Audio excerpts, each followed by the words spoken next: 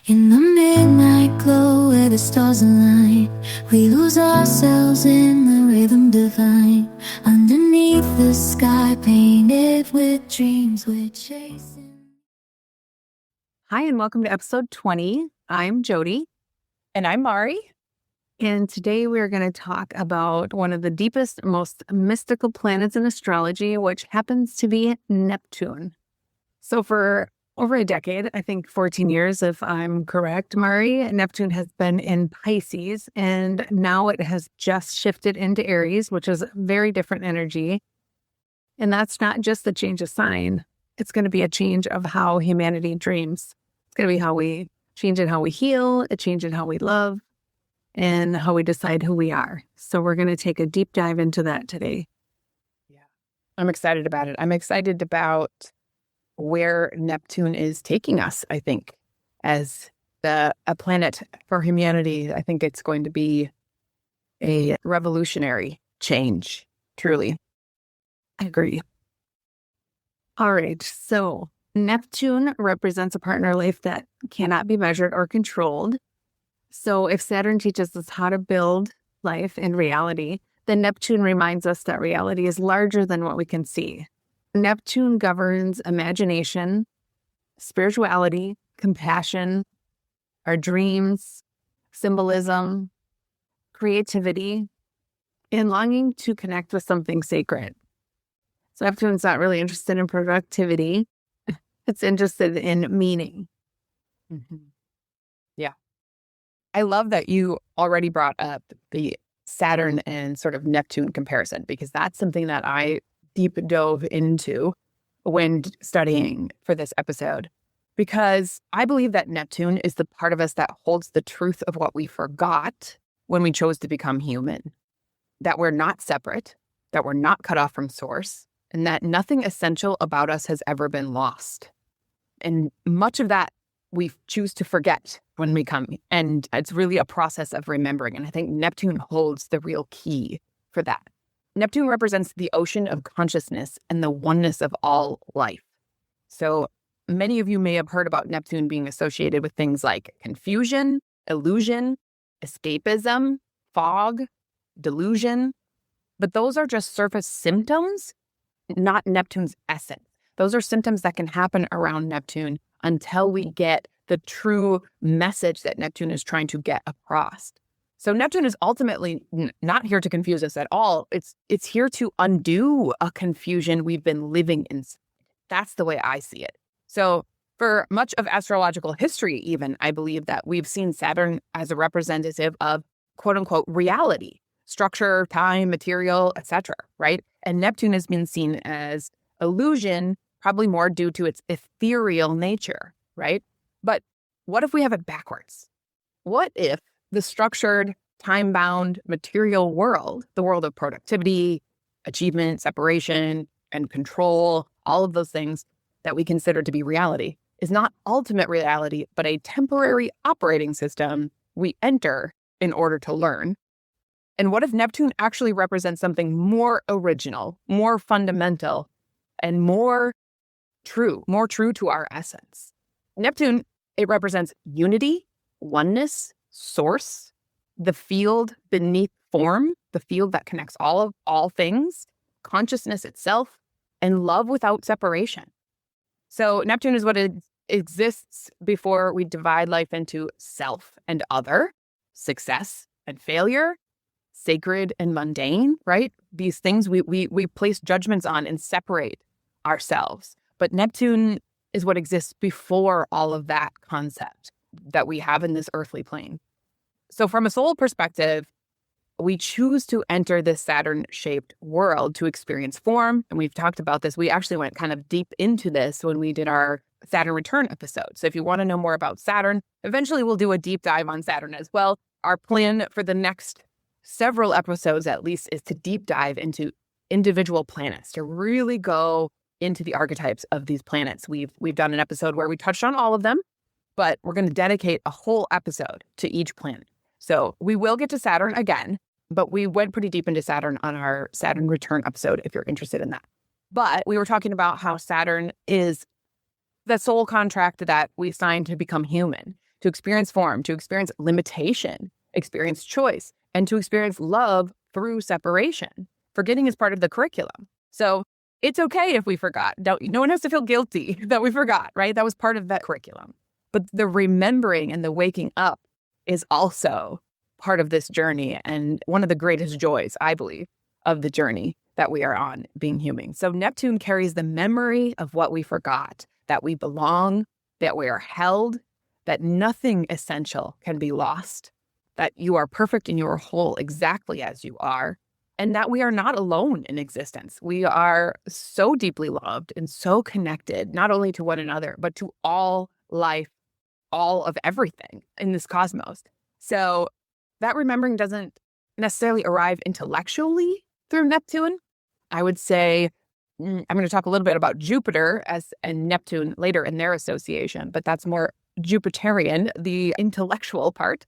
But Neptune really speaks through feeling, through gnosis, that felt sense of what is real and what is true. It is very much a feeling. It's not heady. It's not like intellectual in that way. So that's why Neptune often shows up as longing, nostalgia, grief, tenderness, spiritual hunger, and that sense of there must be something more. I am almost positive that we have all felt that.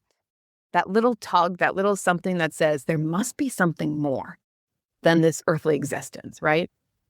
That ache we experience is remembrance knocking. That's my belief, at least. So an integrated Neptune, if you're working with Neptune, it can feel like profound peace, unshakable trust, deep compassion, surrender without fear, safety even without certainty, love without conditions, and bliss without needing explanation. I mean, like, think about how that makes you feel, right? That is the true essence of Neptune.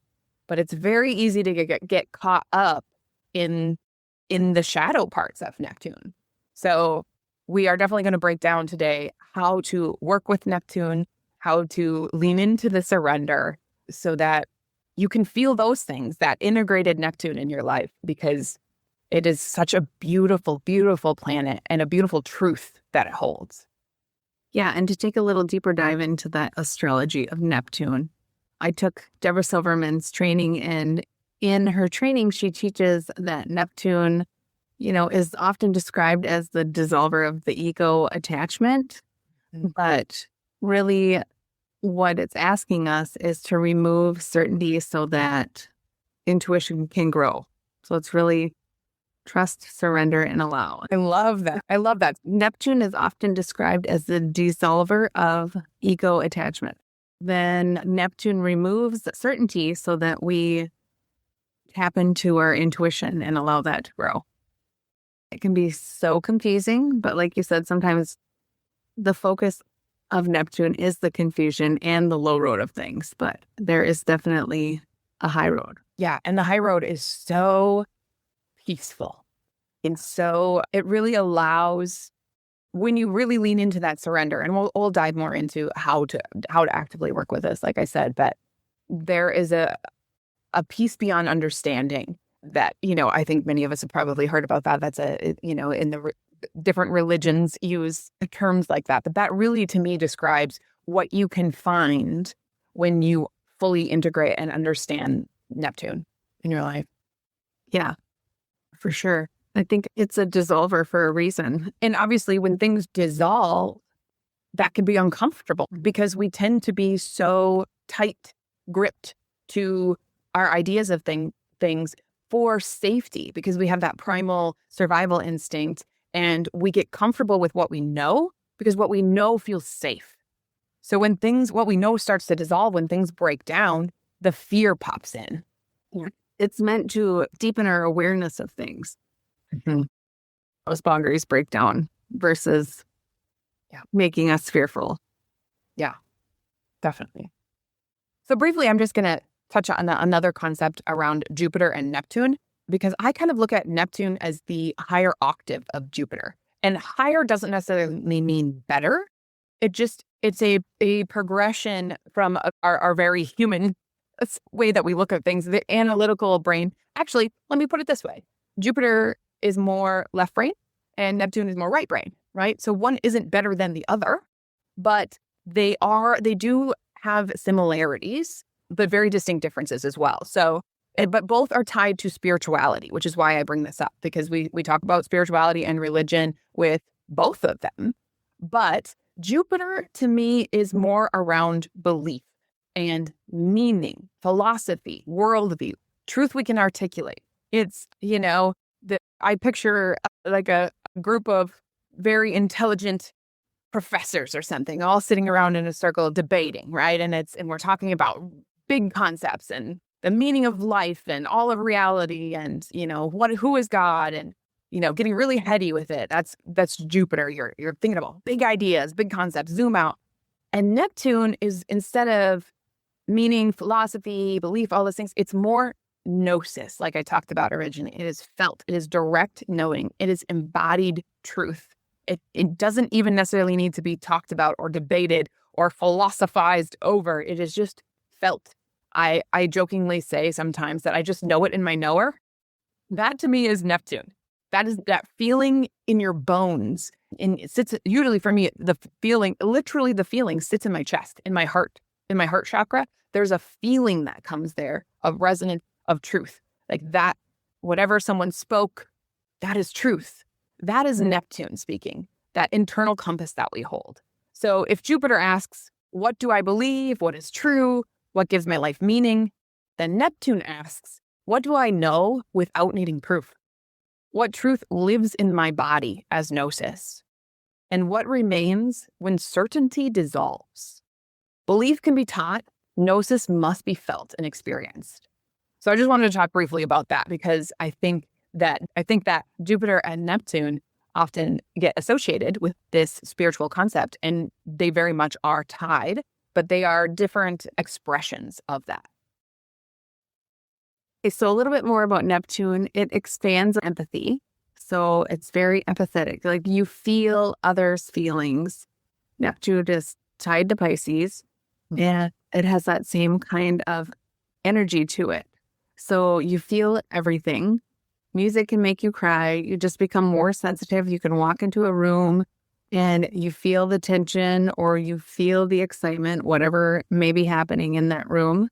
Neptune is also compassion without grounding becomes rescuing.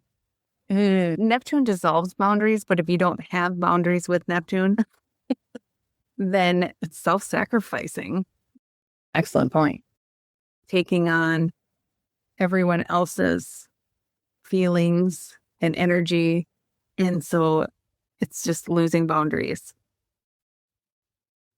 Yeah, the idea of staying open to new ideas, new concepts, and what Neptune can teach, not so stuck in your belief system that you're rigid, that sometimes that needs to dissolve, but also holding a boundary for yourself where you don't allow everyone else's feelings and emotions to overwhelm you or to become almost like a martyr and overgive, right? That's where you can harness more the powers of your natal Saturn to give yourself that structure, right? All of these archetypes work together. If you are working in the evolved state of each of the planets, that's balance, right? So that's important to talk about for sure. Yeah. Yeah. So Neptune functions in our lives in several different ways. It softens the ego so something larger can move through. It opens our perception beyond literalism. So symbol, metaphor, and myth are ways that Neptune speaks to us. You have to kind of open your mind to, again, more right brain thinking to allow Neptune to speak and move through, because it sometimes isn't literal in the way that it communicates.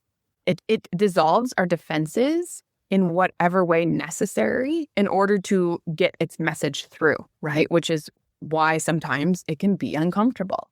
But it invites healing through deep acceptance rather than control. You really have to allow for Neptune's lessons and not want to be controlling how they come about and where it's headed and what the lesson is.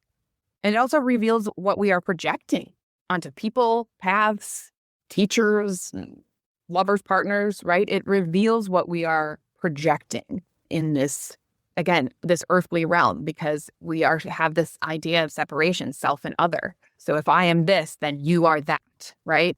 And Neptune is trying to reveal that to us and show us, like, these are your own conceived projections. Ultimately, to me, what Neptune is asking for is surrender. True Neptunian surrender is the moment the nervous system realizes it is held by something larger than fear. That's like the crux of it, right? So it sounds like this in our lives. Even if I don't know what happens next, I am safe. Even if I lose this form, this life, I'm not lost. Even if everything changes, nothing essential is threatened. And even when things are not clear, I can sit in peace. And that's often a big ask for us as humans to really embrace that and to find that. But ultimately, that is what Neptune looks like in your life in an evolved state. But so here's the question then. If Neptune is so loving and true, why do Neptune transits so often feel frustrating, confusing, or even devastating? I literally had a teacher once describe her Neptune square Neptune transit as having battery acid poured over her entire life. Oh, God. Yeah. Which really threw her, she was saying that because she was saying it wasn't comfortable. But she also then went on to explain how grateful she is for where she is now. And that's so true of so many transits that are the more difficult transits. We could say that of many, many of the planet lessons, right? Is like the gratitude usually comes after when you can look back, that hindsight is 2020. But that description I will never forget because it was so vivid. It's because when the illusion of control dissolves, fear often comes first. Because Neptune threatens our ego, our sense of control, our certainty, and our belief in separation. It's actually threatening our belief in separation. These things that we've built our life on. It collides with how we're trained to survive, which goes straight to that fear system that we have.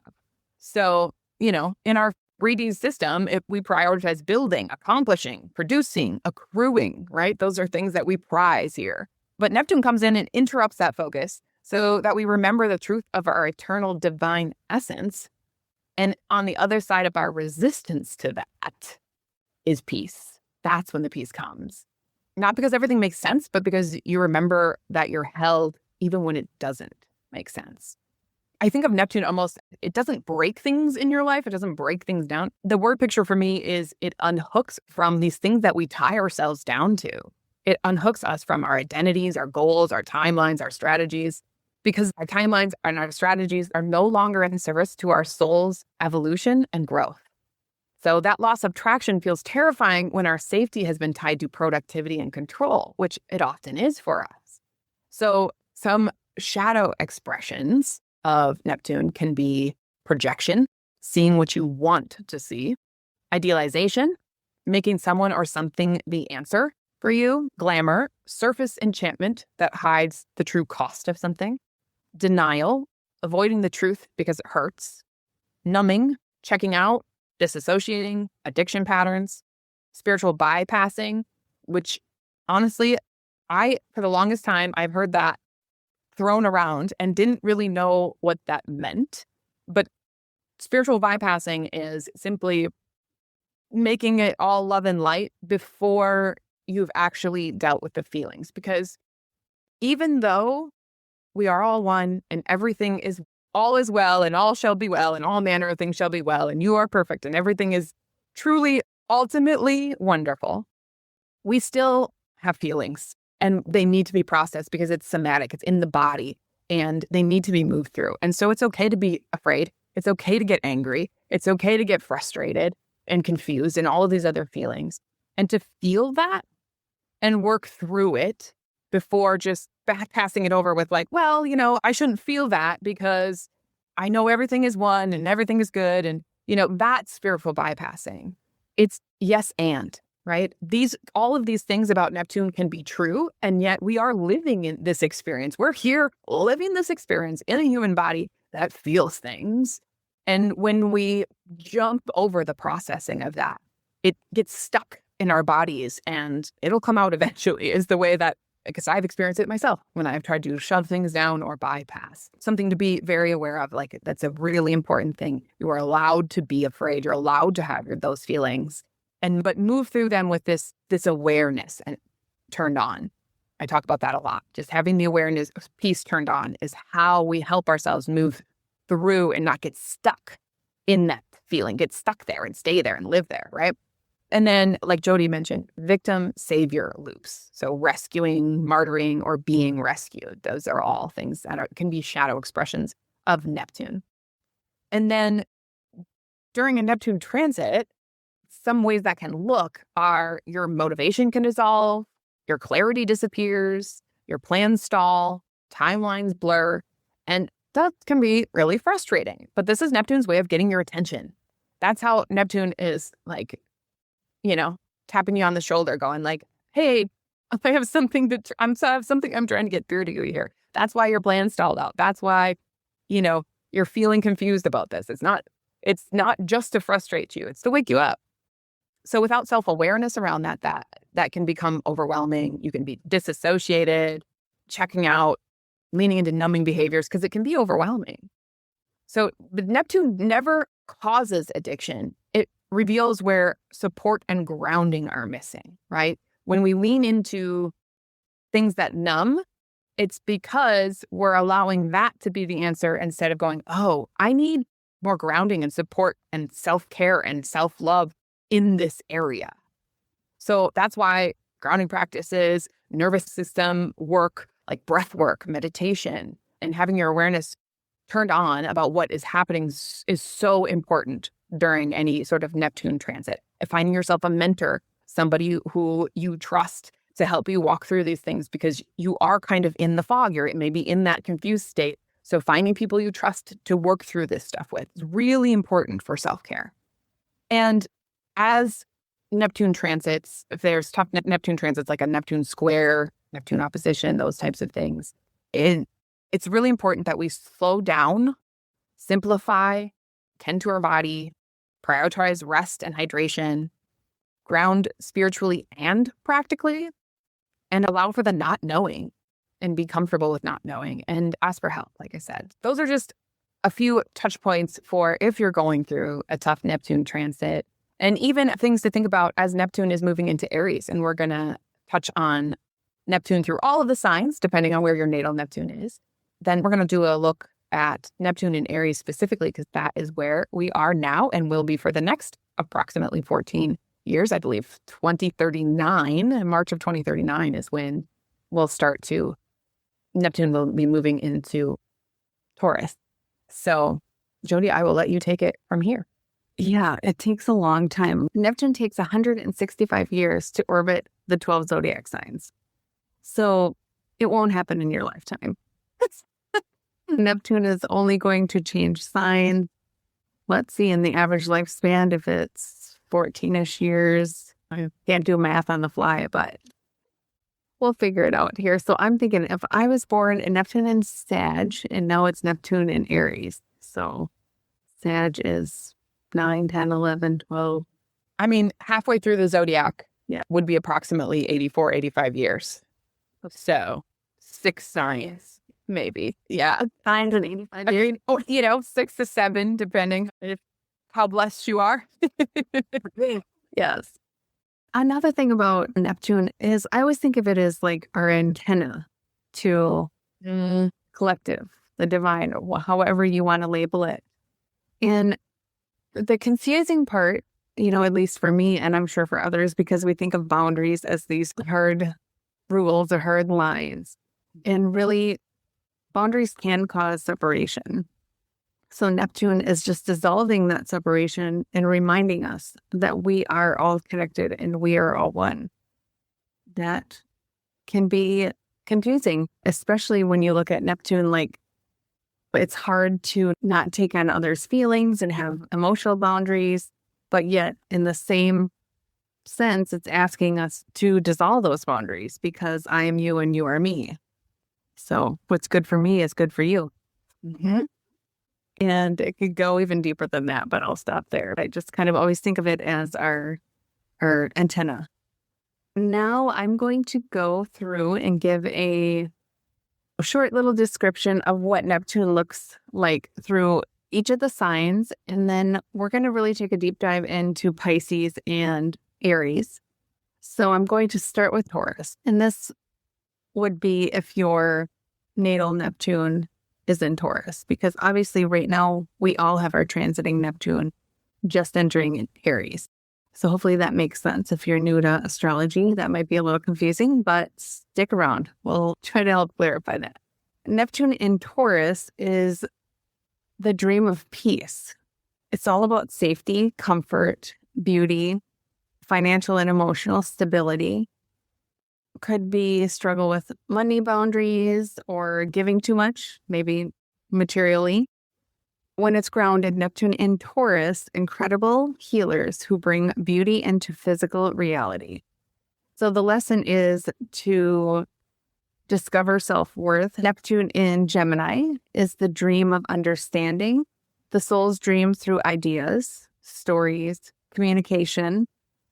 There may be intuitive writers or intuitive conversational. Neptune here can blur information, believing persuasive voices, mental overwhelm, or misinformation. Growth comes through curiosity paired with discernment. So learning to ask yourself, is it true or does it just sound beautiful? Neptune in Cancer is the dream of emotional safety. So the placement longs for unconditional love, home, family belonging. These individuals often feel deeply responsible for emotional harmony. They can nurture anyone, sometimes too much. They may confuse sympathy with intimacy. They become extraordinary emotional healers. The lesson is care deeply without carrying everything. Neptune in Leo is dream big of being seen. Here the longing is creative recognition, to feel special, to know that heart matters. Neptune in Leo may be asking, am I loved? And the highest expression becomes authentic creativity that shines regardless of audience approval. Neptune in Virgo is the dream of healing. So these individuals want to help. They want to fix. They want to improve. They want to serve. They often feel responsible for solving people's problems. This can lead to burnout or a health sensitivity, but they often possess natural healing abilities. So the lesson becomes, you are not responsible for saving everyone. Oh, that's deep, right? You are not responsible for saving everyone. I know there's lots of people that may need to hear that. And healing also includes yourself. Neptune in Libra is the dream of perfect partnership. So romantic idealism lives here. Belief in love, harmony, beauty between people. They may stay in relationships too long because they believe love should overcome everything. But Neptune teaches that real love includes flaws. Partnership thrives through honesty rather than perfection. Neptune in Scorpio, the dream of emotional fusion. These individuals crave intimacy that transforms. Psychic awareness can be strong, but attachment may become intense or consuming. The lesson becomes intimacy without losing identity. Power shared rather than surrendered. Neptune in Sagittarius, the dream of truth. Meaning seekers, spiritual travelers, belief explorers. They may follow teachers passionately or change philosophies often. Travel can feel awakening. The lesson becomes lived wisdom. Experience teaches more than ideology. Neptune in Capricorn is the dream of purpose. So these individuals want meaningful success. They want career. Career must matter emotionally. They may experience confusion about authority or public identity. Disillusionment becomes a teacher, and eventually they build structures aligned with integrity rather than image. Neptune in Aquarius, the dream of a better world. They are the visionaries, the humanitarians, the dreamers of collective evolution. Communities matter deeply, but sometimes individuality dissolves inside groups. The lesson becomes contributing without disappearing. And then I'm going to talk about Neptune in Pisces, and I'm going to take a little deeper dive here because this is something that we've been going through for the last 14 years. And we just moved into Aries. Yes. Yep. And we did have a preview of this energy last year. Yet then Neptune retrograded, but is officially now in Aries. Yes. Just to kind of give you an overview of what was happening in our world that is very Neptune and Pisces. I'm going to go over some things here, and then Mari will be taking over for what it's going to feel like with Neptune and Aries.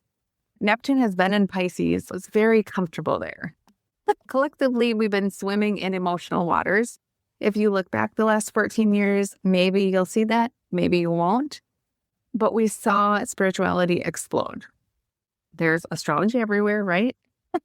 There's healers, there's deep conversations about trauma, and there's meditation apps everywhere. Compassion really expanded globally.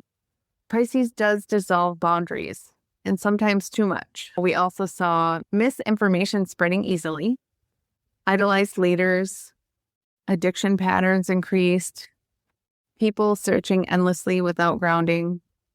Many people felt lost, felt like floating, like something was ending, but nothing new had started yet. Neptune in Pisces asks humanity, who are you when everything dissolves? Remember, Neptune expands empathy. So people feel everything. Music makes us cry. We walk into a room and feel that tension immediately or that excitement. So compassion without grounding becomes rescuing. So we want to remember that. Absorbing pain that isn't yours. Losing boundaries. Just a reminder, Neptune rules Pisces, so it's very at home in Pisces. So these last 14 years, although a little confusing, it was very comfortable. And sometimes because it dissolves those boundaries, that's where escapism can come into play. That can be substances, that can be fantasy, that can be overworking, avoidance. Yeah, and also something I've noticed, and I'm sure many of us have noticed too over the last decade or so, plant medicines and psychedelics for a connection with the divine have had this huge sort of spotlight resurgence, if you will, which is so Neptune and Pisces, right? And comes with both the light and the shadow of that, because you can get addicted to plant medicine journeys and the journey itself and the psychedelic vision, instead of taking what did that teach you and integrating it into your life and letting it be truly spiritual and change you from the inside out. You can lean into the shadow of like, oh, that was such a cool experience. And then you get kind of hooked on the experience instead of the lesson. But it was interesting. It's interesting to see that. And I'm curious, as Neptune moves into Aries, what new sort of shape it's going to take in the collective. And if some of that plant medicine stuff, and that's just one example, of course, of over the last decade, but something that comes top of mind because it's so Neptunian. That's something that has been talked about a lot over this last decade or so, right? Last 14 years. Yeah. Before I jump into Neptune and Aries, I had a couple of things come up as you were talking. One was just that I deeply relate to because I am a natally Neptune in Capricorn. And when you said that work matters emotionally, that just like ping, like a little light bulb went off. And I was like, that's why I am so determined that I have to do something for work that means something to me and that I am so emotionally wrapped up in it. I really struggle just punch in, punch out doing menial work. My vocation, my career needs to matter to me. And I'm very deeply emotionally invested in it. And I never connected the dots exactly with Neptune and Capricorn, but that was a real aha moment. So I loved that. And then the other thing I wanted to bring up was we really didn't quite touch on the association, we talked about intuition, but the association with Neptune and being like our psychic abilities, right? Intuition is there as well. But I just wanted to talk about, because a lot of people talk about like, if I have Neptune here, does that mean I'm psychic? And the answer is yes. And also we all are, right? We all have the ability to be, but often, and there are other associations like Uranus can be tied there, and obviously different placements, different signs like Scorpio and Pisces are associated with that. But that is something that is a Neptunian thing as well. And the reason being, if you break it down and think about it, is like Jody said, if Neptune is our antenna, it is our way. If we open that and we tune into that, we tune into Neptune, then we are connecting into the field. Remember, Neptune is the oneness of all that is. You're connected into the field of information. Therefore, someone who is, say it says they're channeling from the field. And that's where that tie is with that psychic part, is because you open up to a field of information that is very Neptunian and channel from that place through that antenna. So, it's mysticism and also associated with imagination, dreams, your dream work. That's a way to channel through our dreams, the astral world, right? Symbols, trance states, like a trance channel. They're tapping into a field. They're tapping into that Neptunian place beyond the physical realm, right? And the other thing that Neptune is deeply associated with is art, music, poetry, film, and fantasy. Why is that? Well, because we are creative beings. The divine part of us, the divine essence in us, is a mirror of the creator. We are creators, right? So Neptune is interested in what is created and what is beautiful and lovely. And so all things like art, music, poetry, all of those things are deeply associated with Neptune as well, because they are coming from this creative essence that we hold inside of us. That is that divine creator essence, ultimately. So those are just a couple of things that I forgot to sort of bring in to really color in the full picture of what Neptune is all about. And I'm sure there's something that we missed here. Every time we do one of these, I think about later, like, oh man, I should have said this, So, and every astrologer that you speak with is going to have a little nugget, a little something that gives you a new perspective or new descriptive word. That's the beauty of astrology, is you can see it through so many different people's lens. And this is ours, but I'm sure there's things that we miss along the way. Neptune in Aries is about living the truth. So like I said, Neptune will now be in Aries until March of 2039. So we've got some time to download this curriculum, this new program that we're running here. And interestingly, I will touch on this briefly before I go deep into the Aries-Neptune connection. For the next several months, Neptune and Saturn are conjunct. So remember earlier we were talking about Saturn and Neptune almost as in opposites, kind of, right? One being form and quote unquote reality in this physical world, and Neptune being sort of its opposite. Well, they've joined forces at the 0-degree Aries point, which is incredibly potent. And that is because 0 Aries is the point of pure beginning. It is birth. We are, as a collective in the world right now, birthing a new world in many ways when it comes to structure and our spiritual essence. And the gift of Saturn joining with Neptune at this point is that it's bringing that the truth of our soul, the true pure essence of our divine self, and our physical embodied self together in harmony. They are joining forces. They're holding hands. And so it's helping us remember and understand that we are this physical being and we are a divine being as well. And they are right now showing us that. And from this point of pure potential and identity, Aries is about identity. Who am I? Well, I am a spiritual being living a physical, spiritual human experience, right? So that is happening right now. And Saturn, Neptune, and Aries is embodied courage. In Aries, this conjunction asks a very specific question. What does it look like to live your truth courageously, not impulsively, not performatively, but with integrity? If this is not transcendence away from the world, which is what sometimes you might think of Neptune as like outside of the world, this is transcendence through the world, through this embodied self, that conjunction. It's a really exciting time to be alive, honestly. I know that what is coming may shake the world as it already is. I mean, we all feel that. I don't think anyone who's listening hasn't felt the tension, honestly, a lot of fear out there. There's a lot of fear out there right now. But if we can zoom out, like I always talk about, and look at it from this astrological perspective, it's actually this really ripe place that we're in. We're kind of like the birthing canal before new life is born, and we get to shape our new world from this place. And each of us can play a part in that. And that's really exciting. So Neptune in Aries. We're going to talk about Neptune in Aries outside of that conjunction, because that conjunction is like the jumping off point. But then we're going to hang out with Neptune in Aries there for the next 14 years or so. And Saturn will move on. It moves much faster than Neptune. As you know, it's about 2.5 years per sign. So that conjunction is going to move by pretty quickly. So Neptune in Aries, the dream wants a body. Not just inspiration, but ignition. So what are the themes? Spiritual autonomy, meaning less guru, more inner guidance, that inner compass. You are the authority. That doesn't mean that you just need to go around doing whatever you want because you said so.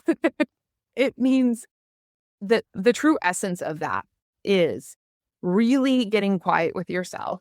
And when you hear something, when you hear a piece of information, instead of automatically believing it, because it's really easy to get worked up about things that you're hearing, because we're all hearing a lot of information coming through. We're all connected through the internet, and it's a chaos place a lot of times. And instead of letting the emotion come up first around what you're hearing, get quiet with yourself, get settled in, and find that place of in yourself. Is this true for me? Does this resonate with me? Does this feel right to me?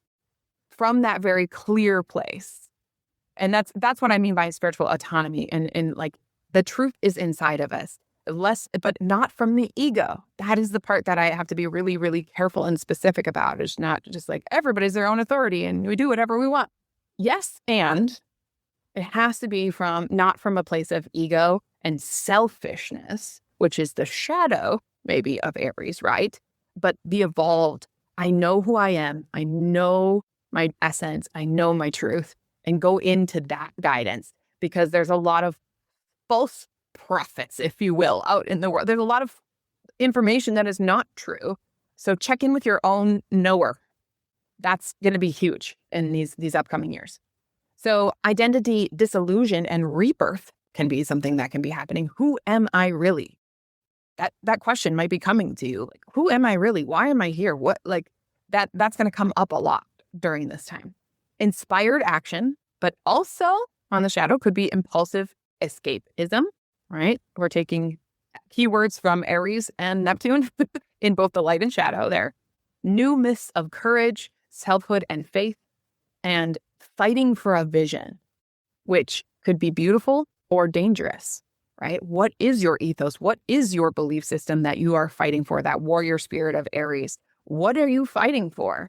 Is for some people, it could be dangerous if they have some sort of warped idea of truth, which is why it's so important to get very clear outside of others' influence. Get very clear on what is true. So the crusader energy could be fueled by fantasy. People could be, that's where you get into that martyr sort of idea. Righteous rage disguised as spirituality. We've seen some of that, I think, in the collective recently. There is a time for sacred rage, though. There is. But it's about self-examination. It's about knowing where the motivation is coming from inside of you. Is it coming from a place of fear or true, deep, loving compassion for the collective? Or what are you fighting from? What place are you fighting from, right? And glamorize rebellion with no substance. Just, I don't know, screw the man just because, or whatever it is, right? Like there's some sort of glamorized rebellions against whatever it is that you choose to rebel against, but without a true conviction behind it from your own essence. I'm just jumping on the bandwagon, even though I don't really know why, because I just want to be mad, if that makes sense. So those are some of the shadow aspects of what could come up. What is the gifts, though, of Neptune and Aries? Well, courage to live your truth quietly and consistently. It doesn't have to be loud. Aries doesn't always have to be loud. Neptune isn't loud, but there's courage with Aries. So there's a courage to live your truth quietly and consistently and with integrity. The true essence of Neptune holds integrity. So the instinct guided by spirit instead of your ego, brave compassion, not performative compassion, and initiating a new life chapter based on soul, not fear. That's so big. Like harnessing our true warrior spirit means that in spite of that fear, we decide on courage. We choose courage, and we choose that we are going to live from peace. We are going to live from that place of love, even though things are scary out there, right? So Neptune Aries asks, what would you do if you trusted your inner knowing more than your doubt? And now I'm going to go over Neptune and Aries through each of the houses, because depending on your rising sign, where is this going to be happening in your chart? And where is going to be showing up the most for you? Where is Neptune asking you to act on the dream and purify the impulse? So first house, if you have Neptune, if you're an Aries rising, let's say, Neptune moving into your first house, and it's going to be about dissolving an old identity and becoming a new self from the inside out. On the shadow side, you want to watch out for glamour and watch out for role playing. And the medicine for this placement is identity anchored in values, not aesthetics. Your identity is anchored in your values, not how you look, you look to the outside world, this new self you're building. It's from the inside out. That's the true medicine here. If you have a Neptune in Aries in your second house, this is around dissolving old money stories. The shadow here could be avoiding financial reality versus spiritualizing your worth, or understanding that what we make, our physical possessions, it's all about an energy exchange and how you use that. It can be used for so much good, and it can be such a blessing, but sometimes it's easy to get wrapped up, like our identity wrapped around what we make, and then also even our own self-value. And just understanding, if you have Aries there and then Neptune comes along, it's showing you that your value is intrinsic simply for being, not what you provide or make or have. So the medicine here is simple budgets, value-based spending. What are you spending your money on? What are you saying I value? Because where we spend our money is telling what we value, and providing offerings that are aligned with your integrity. Third house, inspired voice, poetic thinking, and intuitive learning can be themes, which is very exciting. The shadow, though, here could be confusion, right? Because the third house is about the mind. It's an air house. So confusion, misinformation. That's something that I kind of touched on briefly. Be very careful about what you're hearing, to filter it through your own sense. Or the shadow here could be saying what sounds right, just to sound good, instead of really speaking from your truth. So the medicine here can be verify your facts, be careful about that what you're taking in, double check your facts, slow your speech, because it's easy to be impulsive with Aries in the third house. It's easy to quickly speak your mind without thinking first. Speak only what you know in your bones. Speak what you know from that essence, that true essence of yourself. Those are medicine. Fourth house is around dissolving ancestral patterns and family myths.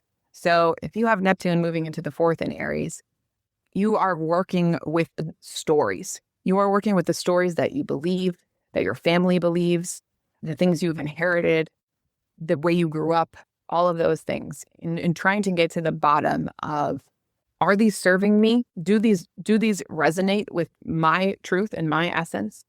There can be a longing for true home during this transit, and creating that for yourself, because Aries is so self-driven and about identity. What does true home look like for me? And the shadow here could be romanticizing the past instead of really looking at the present as the gift that it is. Sometimes it's easy to get that nostalgia going of the Neptune of like, oh, it was so much better back then. But what is the gift of now?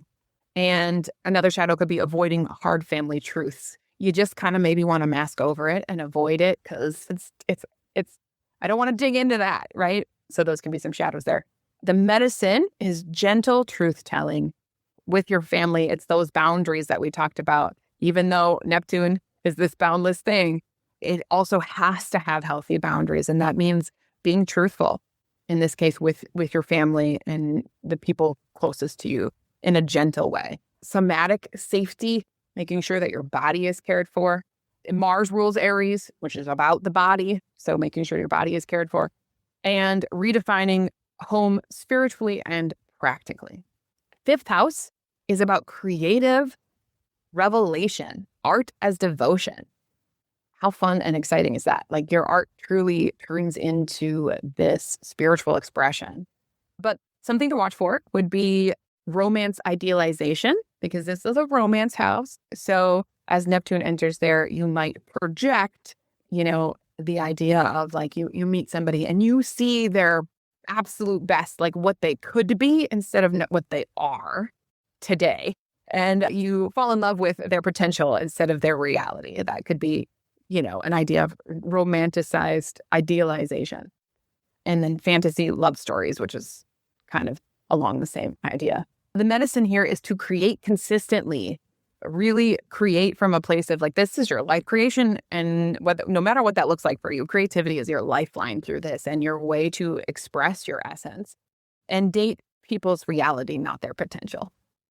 Sixth house is around dissolving old work identity. So your vocation becomes a place of service, and really understanding that the way in which we work can come from that, the true essence of our identity and who we are, come from the heart. And no matter what we're doing, even if it's not the vocation that you really necessarily even want to be in, or you think like, how can I help people with what I'm doing? If you are just working from that true, authentic essence of yourself, that blesses people, no matter what it is you're doing. The shadow here could be burnout, porous boundaries, not having like wishy-washy boundaries within your work, maybe around other people in your work, and inconsistent routines, because routine in daily life comes in with the sixth house too. So sometimes the Neptune fog rolls in and you start losing that sense of keeping that Virgo style like boundaries for yourself and routines. So it's just something to be aware of. The medicine here is sacred routines, sleep, hydration, and clear client containers. If you're working one-on-one with people, that's talking about work and having clear boundaries one-on-one with other people. But really ultimately taking care of your body and your routines, almost as spiritual devotion. Seventh house, the themes are around soulmate longing and spiritual partnership. So the shadow here, though, could be projection, which is kind of similar to that fifth house romantic. You might be projecting onto this other person and not really seeing the truth of who they are, or you're projecting your expectations. Really check yourself and like, is this realistic? Where are these expectations coming from? Have I discussed these expectations with this person? Savior victim dynamics can come up here too, because we're talking about self and other, right? So the medicine here is to create clarity in your relationships, discernment, really tapping in to that self again and that true essence of who you are. Get quiet with yourself. Discern, is this relationship right for me? Am I right for them? And really earning trust over time. If you're entering a new relationship during this time, really let them prove themselves over time, because you might not be seeing clearly right away. That doesn't mean that that's not the right relationship for you, but just allow people to prove themselves when you have Neptune moving through your 7th house. 8th house, the themes are around mystical intimacy, psychic opening, and deep surrender. So this house is really the psychic house. And when you have Neptune moving there, you're really setting yourself up for having a really clear channel. That antenna is getting an extra clear signal, but you have to be purposeful about that. You have to make time for that to tap in. And deep surrender often comes with anything in the 8th house, because shadow things come up in the 8th house, and Neptune is there to show you your shadow around Neptune themes, spiritual, creative, compassion, all of those things. So the shadow here could be trauma bonding, latching onto someone because that mystical intimacy, you may be projecting like, this person is my soulmate, my other half, my twin flame, that feeling of like, my soul knows your soul. But it could actually just be trauma bonding because your pain understands their pain. But that doesn't necessarily mean that ultimately this is about doing your own work. Aries, self. You're doing the work on yourself, not through trauma bonding with someone else, right? Like, so something to be very aware of there. This is meant to be done yourself. And then escapism through intensity. You might be chasing intense experiences in order to avoid doing the work. So the medicine here is therapeutic support. Look for support. And I would say that actually apply that to anything that has to do with Neptune. Find someone you trust to support you with Neptune themes, because we often don't see clearly right away, and maybe someone else can help us see. Energetic hygiene, be very careful about what you're taking on from other people, have your boundaries clear, and grounded sexuality. And what I mean by that is, like, instead of using the intensity perhaps of a sexual relationship to escape or to get a high off of, it's more about meeting someone with your true essence and their true essence, and understanding the spiritual nature of sexuality and the beauty that is there, instead of just going for these highs and these intense things that 8th house Neptune Aries, right, could really spark. But just understanding that it's about more than that. It's deeper than that. There's more to it. And so to just ground yourself in that. And it's a way to meet yourself spiritually through another person as well. 9th house is, the themes are around living a spiritual philosophy and new faith paths. So really living out your belief system in the way that you learn, in the way that you speak, in what you, even in your travel, there's an essence of this. I'm learning something about my spiritual essence through these things. And finding new faith paths. Sometimes you will find yourself changing your belief system during a transit like this and growing into a new philosophy. The shadows here could be ideological crusades and my truth is the truth. Sometimes 9th house themes, which are associated with Sagittarius and Jupiter, are I know and you don't know. My truth is the only truth. And you're wrong and I'm right? That can be a shadow of that house and those themes. So just be aware that you are seeing life through your lens, which is true to you, but other people are living a different experience. Allow for other people's experience and have grace around those things, not force your truth on other people. The medicine here is humility, as you would guess, right? Stay humble, hold your truth strong, but stay humble. Study, keep learning, find teachers who have integrity, and live out and practice your belief system. And then 10th house is around vocation as calling. Public image dissolves and reforms. So your vocation is calling you to something higher during this transit. If you have Neptune moving through your 10th house and Aries, it's calling you to imbue your work with that spiritual essence and meaning for you, no matter what it is that you're doing. And sometimes with that, your public image might change. You might decide that this isn't the vocation for you, or your role in it changes, or the way in which you communicate in that role changes. So something to be aware of there. The shadow can be glamour careers or spiritual branding without roots. So it's more, again, like creating this glamorized picture, this Neptunian thing that's glamorized, but there's not a real basis, a real grounding under it. The medicine here is to build your reputation slowly in whatever you're doing.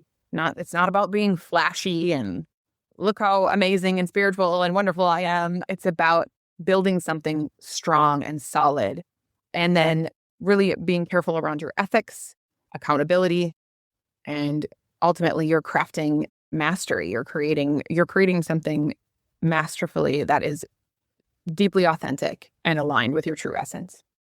11th house is about visionary communities and new collective dreams, which is very exciting because I believe that that's a place that we are in as a collective right now. And you're really adding to that if you have this transit.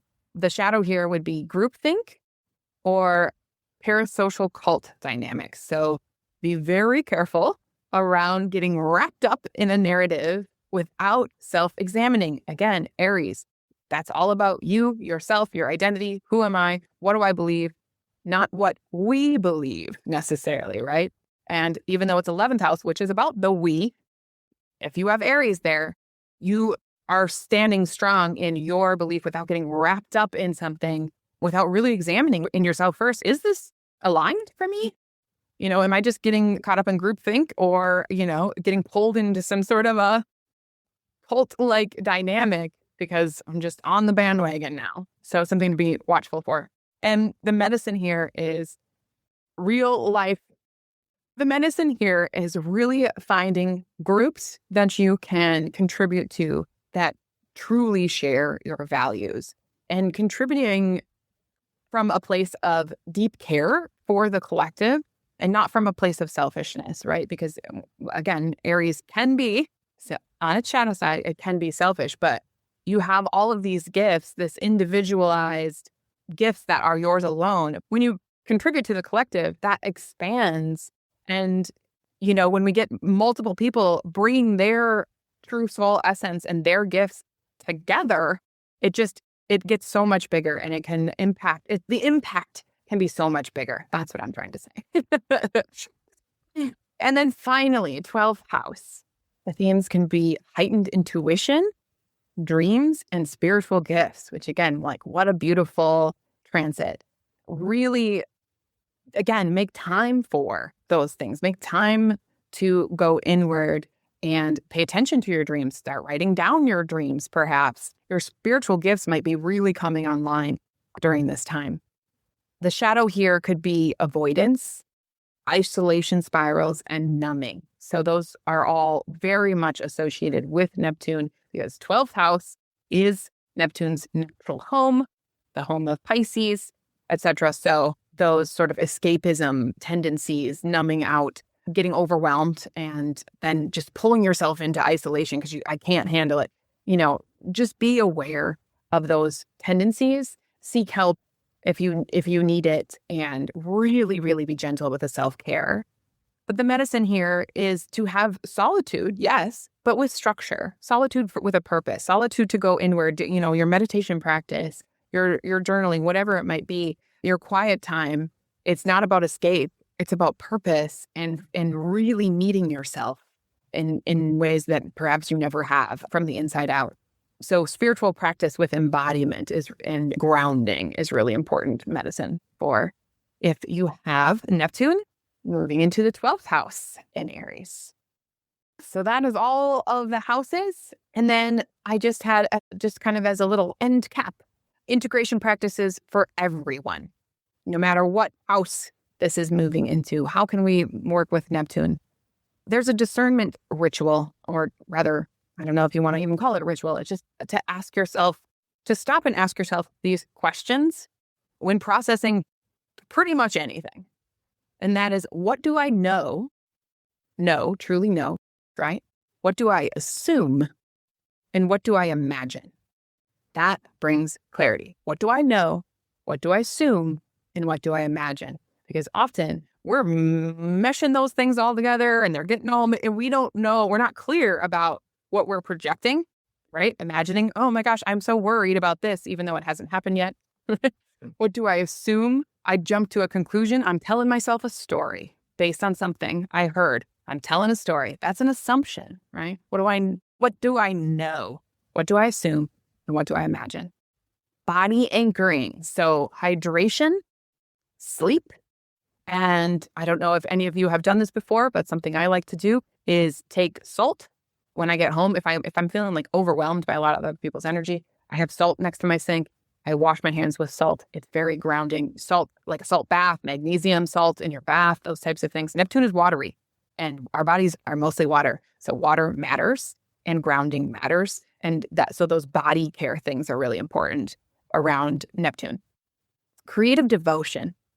So one small daily act of art, music, prayer, or beauty is such a great way to honor Neptune within yourself.